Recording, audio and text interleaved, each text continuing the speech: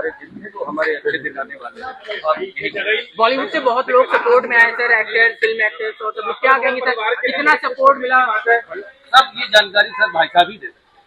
Delhi high court से Bollywood film अभिनेता राजपाल को थोड़ी सी राहत मिली है, उन्हें अंतरिम जमानत दी है। लेकिन उनके खिलाफ क्या है मामला, किस तरह से पूरा मामला दिल्ली हाईकोर्ट तक पहुंचा, इस मामले में सुनते हैं। उनके खिलाफ जिस कंपनी के द्वारा शिकायत दर्ज कराया गया था, उनके वकील हमारे साथ में है।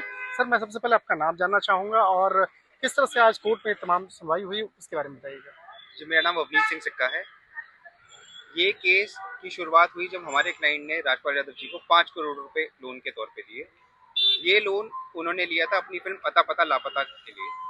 वो मूवी उनकी जैसा भी रहा वो जाने, उन्होंने इस 5 करोड़ को नहीं चुकाया और मल्टीपल टाइम्स उन्होंने टाइम सीक किया कि मैं पैसा दे दूंगा, जिसके लिए कई सारे लोन अग्रीमेंट, सप्लीमेंट्री अग्रीमेंट्स भी हुए। फाइनली उन्होंने 7 चेक दिए 1.5 करोड़ के, वो सातों के सातों चेक बाउंस हो गए। उनको करकाडुमा कोर्ट से सजा हुई, जिसमें फाइन और इम्प्रिजनमेंट दोनों थे। उस ऑर्डर को उन्होंने अपीलेट कोर्ट पर चैलेंज किया, वो भी सेशंस कोर्ट होती है, वहां से उनकी अपील रद्द हो गई। उसके बाद वो रिविजनल कोर्ट में गए अपनी सेंटेंस को चैलेंज करने, और वहां से भी उनको रिलीफ नहीं मिला। फाइनली वो हाई कोर्ट आए, और हाई कोर्ट में पहले दिन आते ही कोर्ट ने बोला कि नीचे के कोर्ट का ऑर्डर बिल्कुल ठीक है, कोई इंटरफेरेंस की जरूरत नहीं है। उसी समय उन्होंने कहा कि हम सेटल कर लेते हैं और पैसा दे देते हैं। वो सेटलमेंट करने पे हमारी जो बात हुई थी 9 करोड़ रुपए की, उनकी और हमारी बात हुई थी, वो 9 करोड़ रुपए देंगे। पहली उसकी 9 करोड़ की केस समझ लीजिए, 2.5 करोड़ रुपए उन्होंने कोर्ट के आगे अंडरटेकिंग दी कि मैं 2.5 करोड़ रुपए दे दूंगा।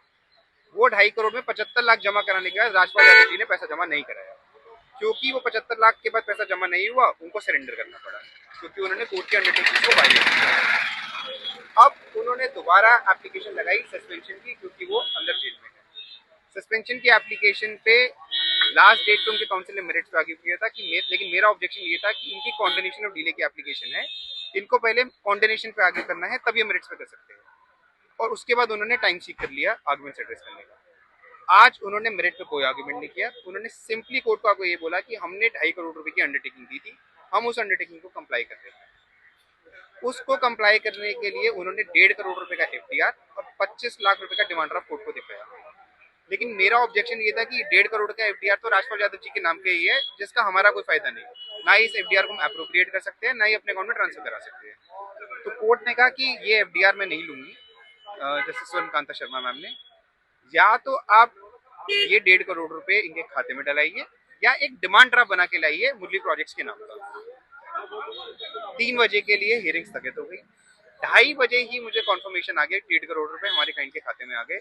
इसको मैं और आसान शब्दों में समझना चाहूँगा, अब कितने पैसे बाकी रह गए आपके जो आपके मिलना है, और इस मामले में कौन सी अगली तारीख मुकर्रर हुई है और क्या होने वाला है? देखिए, राजपाल यादव जी ने 9 करोड़ का वादा किया है, 9 में से 1.5 हमारे पास आ गया, 75 उनका कहना है कि हमने जमा करा दिया, 25 और जमा करा देंगे, हो गया 2.5, बचा 6.5 करोड़ रुपए राजपाल यादव जी को देना है, जो इस तरह का वादा उन्होंने हमें किया था। अगर वो 6.5 करोड़ रुपए दे देते हैं तो ये केस खत्म हो जाएगा। अगली तारीख 18 मार्च है, बीच में उनको अपनी भतीजी की शादी भी अटेंड करनी है। 18 मार्च को कोर्ट ने उनको पर्सनली आने को कहा है। पर्सनली वो फिजिकली भी आ सकते हैं और वर्चुअली भी अपीयर हो सकते हैं थ्रू कैमरा। अब उनको आके बताना है कि बची हुई 6.5 करोड़ की पेमेंट वो कैसे करेंगे। निश्चित तौर पे ये मामला अपने आप में काफी चर्चा का केंद्र बन गया, चाहे बात करें मुंबई से लेकर राजधानी दिल्ली तक इस केस को लेकर चर्चा हो रही थी। और केस क्या था वो इन्होंने बताया कि साफ तौर पे ये मामला जिस तरह से तकरीबन 9 करोड़ का मामला था, अब राजपाल यादव के द्वारा काफी पैसे दिए गए हैं कोर्ट से, हालांकि आज उनको अंतरिम राहत मिली है। लेकिन इस मामले में 18 मार्च को अगली सुनवाई होनी है, और 18 मार्च को राजपाल यादव को खुद कोर्ट में मौजूद होना होगा, या वो चाहे तो वीडियो कॉन्फ्रेंसिंग के माध्यम से भी अपनी बातों को रख सके, जिससे कि इस मामले में चीजें और ज्यादा स्पष्ट हो सके। शंकर आनंद, न्यूज़ 18 इंडिया, दिल्ली।